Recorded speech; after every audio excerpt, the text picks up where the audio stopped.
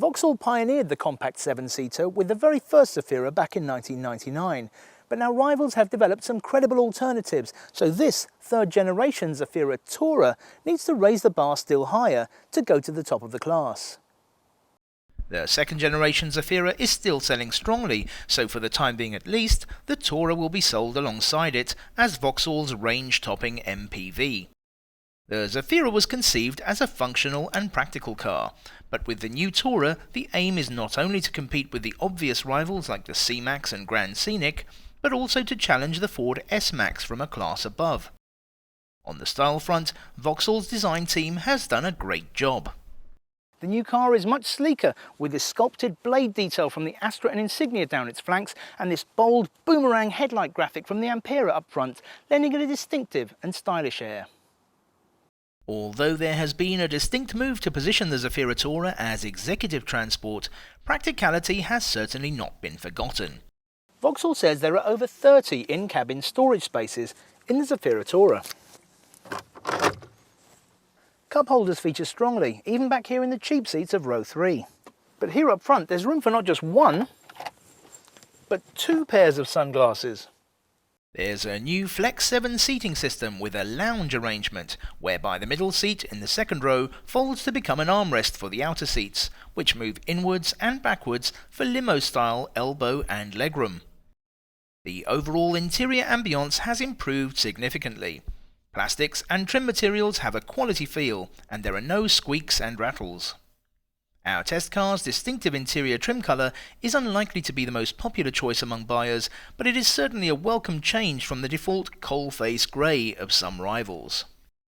The instruments are well laid out, controls falling nicely to hand, and there's plenty of adjustment in the driver's seat and steering wheel to enable you to get comfortable at the helm.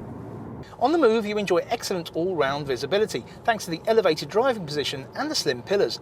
But if that's not quite enough for you, there's also a panoramic windscreen on the options list. Despite its people carrier proportions, the Zafira Tourer reveals itself to be a very satisfying car to drive. It corners very neatly with minimal body roll. The 6-speed manual gearbox is precise, and the steering is well weighted, tending slightly to mild understeer, making for safe and predictable handling, even with all 7 seats occupied. When your people carrier is full of people and their luggage, what you need is pulling power. And the 2-litre CDTI engine has bags of it to spare, delivering a massive 350 Nm of torque. There's a little hesitancy lower down the rev range, but once you're past that, the Zafira Tourer stretches its legs with performance to rival many a hot hatch, reaching 60 from a standstill in just over 9 seconds, on its way to a top speed of 129 miles per hour. Vauxhall offers the 2-litre diesel engine in 2 lower states of tune to satisfy buyers for whom low running costs are paramount.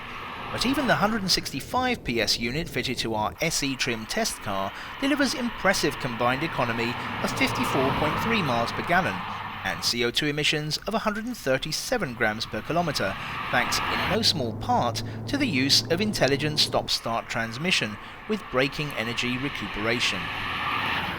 The basic on-the-road price of £25,915 includes a pretty comprehensive spec, but raiding the options list to add sat-nav, xenon lighting, a host of electronic driver aids, and a few more items pushed the total to just over, wait for it, 30 grand. That sounds like a lot of money for a Zafira, but the Tourer badge signifies a car that has grown up and matured into a much more refined and elegant machine. Vauxhall has upped the ante for style, quality and versatility, making the new Zafira Tourer one of the most desirable MPVs on the market.